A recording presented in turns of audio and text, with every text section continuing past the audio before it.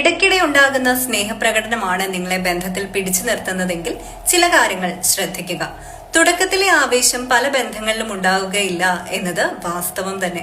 തുടക്കത്തിൽ ഒരുപാട് സ്നേഹിച്ചു കൊല്ലുന്ന ജീവിത പങ്കാളി ആ സ്നേഹം കാരണം സ്വയം മറക്കുകയും മറ്റുള്ളവരെ ഒക്കെ മറന്നുകൊണ്ട് ആ വ്യക്തിയിലേക്ക് മാത്രം ഒതുങ്ങിക്കൂടുകയും ചെയ്യുന്നവർ പിന്നീട് കാണുന്നത് ആ വ്യക്തിയുടെ ടോക്സിക് ആയ ബിഹേവിയർ മാത്രമാണ്.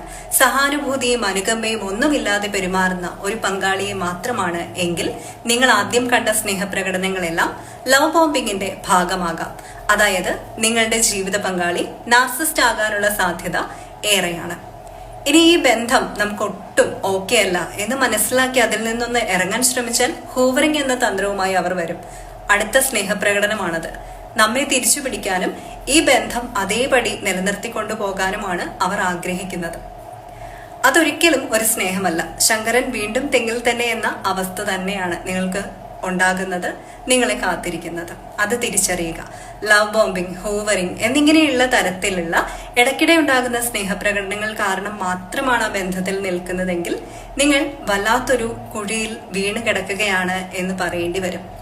തിരിച്ചറിയണം, സഹാനുഭൂതിയും അനുകമ്പയും ഒന്നുമില്ലാത്ത നാർസിസ്റ്റായ ജീവിത പങ്കാളിയിൽ നിന്ന് രക്ഷപ്പെടുകയോ അല്ലെങ്കിൽ വ്യക്തമായ അതിർവരമ്പുകളോടുകൂടി ജീവിക്കുകയോ വേണം.